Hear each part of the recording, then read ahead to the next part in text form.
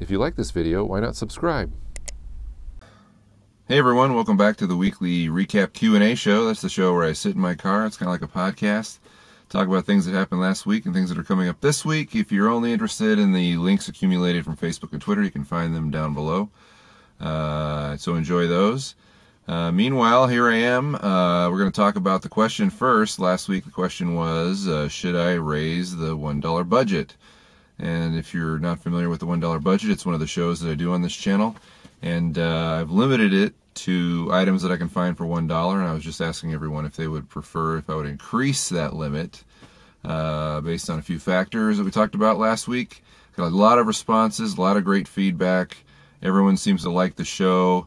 99% of the people, 95 perhaps, said yes, you should raise the budget so that there can be slightly more expensive items in the show. So I think I'm going to do that. I think I'm going to put a cap on the show of $10 total, probably, only because I still don't have just a ton of money I can just fling everywhere on any of my shows. But I am going to listen to what everyone's saying so that we can move beyond just the $1 item. But we can still include those also. But with this will give me a little more wiggle room to include things that are slightly above $1. So I could have whatever, as long as the total of all the items doesn't go past $10. I think I'm going to put a limit on it. I'll leave the name of the show the same, the $1 budget. A lot of people said that. Don't even change the name. Just raise the limit a little bit. And so, yeah, so I think I'm going to do that. So thank you for all the great feedback. Thanks to everyone for watching. I really appreciate the input and the conversation and the community that we're building here. So that is what we're going to do there. So thank you for that. Also, last night I received an email from the t-shirt manufacturer and the t-shirt update.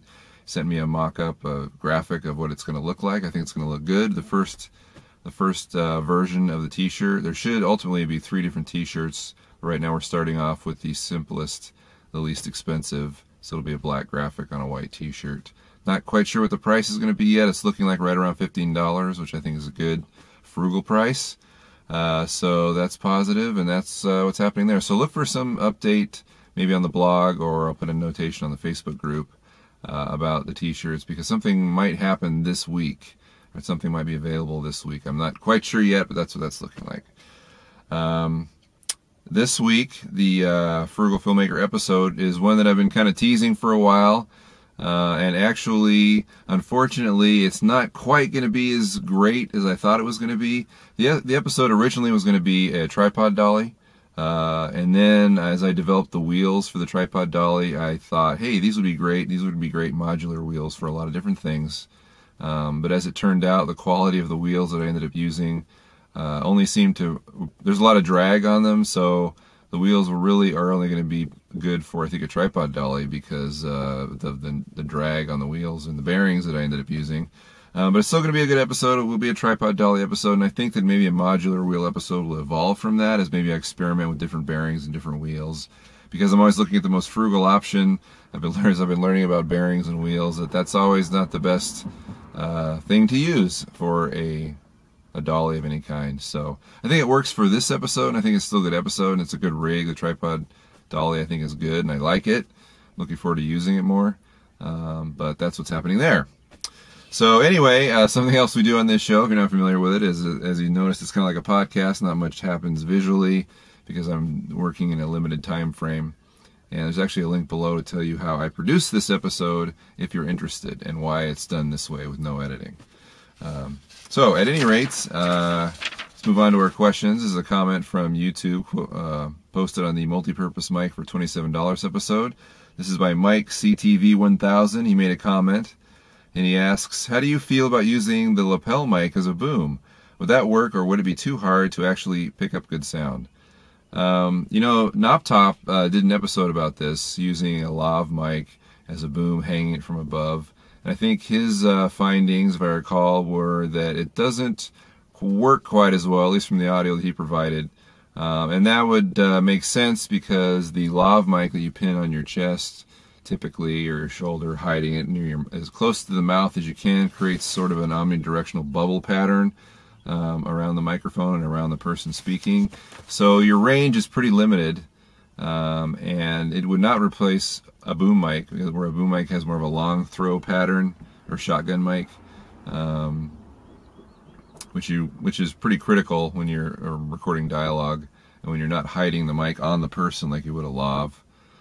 So I would not recommend using a lav mic. I'd recommend even your cheapest shotgun mic will have a long throw pattern that works best off of a boom pole. So that's what I recommend.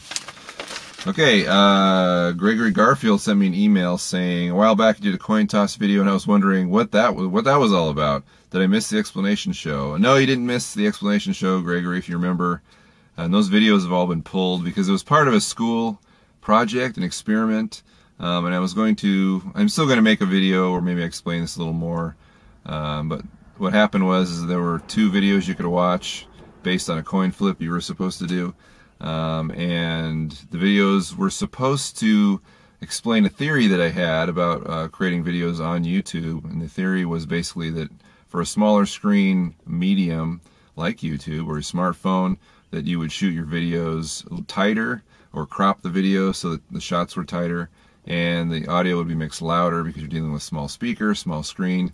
But all the survey results people filled out at the end essentially told me that that wasn't true, that it didn't really matter what size the screen was, that the story elements and the visuals and everything pretty much played out basically the same.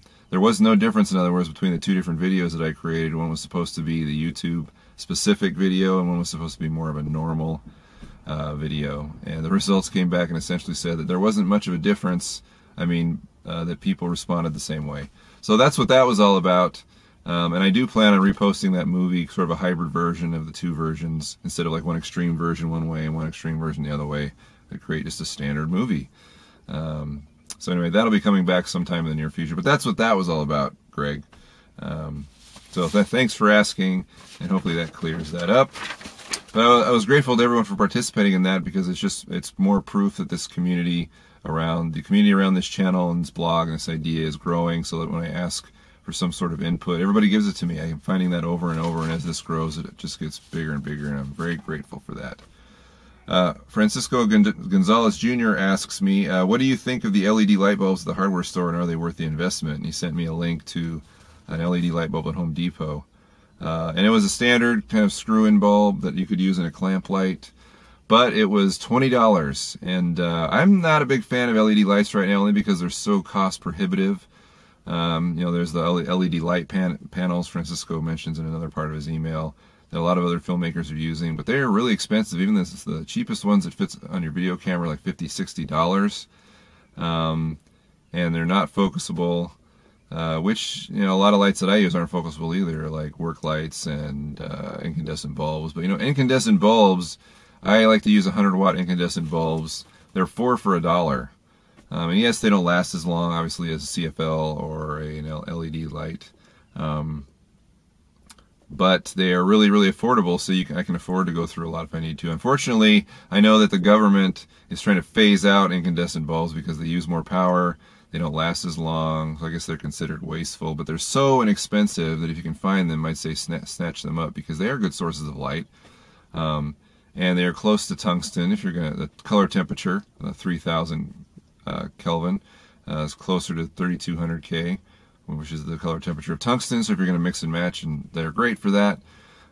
So that's my opinion. I don't think a $20 light bulb is worth it. I don't care if it lasts 50 years. It just seems like that's really, and it's not going to last 50 years, right? So I don't know. I'm not sold on the whole LED thing, only because you have to have a lot of money to invest in even like a 3-point lighting setup. It's really expensive. So anyway, that's my opinion. All right, and that's all the questions we have for today. Again, the links are below. Oh, we need a question for this week, and because I have to have a question, otherwise I end up, nobody comments because there's no question to comment on. So also, I was just going to mention in that email from Gregory Garfield, he had mentioned if I'd be willing to have do a feature film, or with me, I'm probably leaning more towards a web series where I involve people from all over the country, sort of have a frugal crew. Depending on what location I am in at the time I decide to do a feature, if I'd be willing to have, people come down or wherever I am and help me with a feature, and that's that's something that actually is pretty exciting. I've seen other people do that in the past, where they had people to farm out like effects work and that kind of thing. But I think Gregory's talking about actually have a crew, a frugal crew based on viewers of the channel. So I would put that to you. Would you be willing to be on a crew? Would you be willing to maybe even travel? And if we had like a week or two shoot, be part of a frugal crew, where I don't think I'd be able to pay anybody, but I would be able to feed everybody. And I guess if I'm having everybody travel, I have to put you up for a couple weeks. But would that be something you'd be willing to do? Would you be willing to come work with me and be part of a crew in whatever capacity? Now, this isn't something that's going to happen for a couple of years, at least until I'm out of school, but I'm curious to see what other people think about this idea. Because it probably wouldn't just be for one day, it would probably be for the whole shoot. That's what I would be most interested in. But tell me, what do you think? Would you be willing to be part of a crew like this on a longer form project? So if you could just let me know, comment below, tell me what you think. And again, the blog of the central network of all the Frugal Filmmaker stuff is at thefrugalfilmmaker.com. I'm also on Twitter at Frugal Filmmaker. There's the Facebook group, super active. Look it up, the Frugal Filmmaker Facebook group. And of course, this is the YouTube channel. So appreciate everyone's participation, everyone's comments, everyone's views. Thanks for all your support, and hopefully with your continued support, we'll just keep doing this and doing this and doing this. So anyway, have a great week. Good luck making your movies, and we'll see you next time on the Recap Q&A. Bye.